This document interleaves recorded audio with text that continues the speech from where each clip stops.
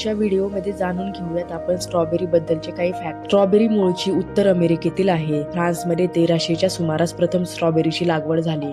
Strawberry ही रोझेसिया family मधली वनस्पती आहे। आजची आधुनिक स्ट्रॉबेरी ही चिली आणि व्हर्जिनिया स्ट्रॉबेरीची हायब्रिड आहे। कॅलिफोर्निया राज्य अमेरिकेत सर्वात जास्त स्ट्रॉबेरी उत्पादन करतं। जवळपास 35,000 एकर क्षेत्रात स्ट्रॉबेरीची लागवड केली जाते। अमेरिकेतील 90% स्ट्रॉबेरी कॅलिफोर्नियामधून येते। स्ट्रॉबेरीचं शास्त्रीय नाव आहे फ्रॅगेरिया अनॅनासा। स्ट्रॉबेरी ही खरी बेरी नाही, तिला फाल्स फ्रूट म्हटलं जातं। स्ट्रॉबेरी एकाच फळापासून तयार होत नाही, तर अनेक छोट्या छोट्या फळांचा समूह असते।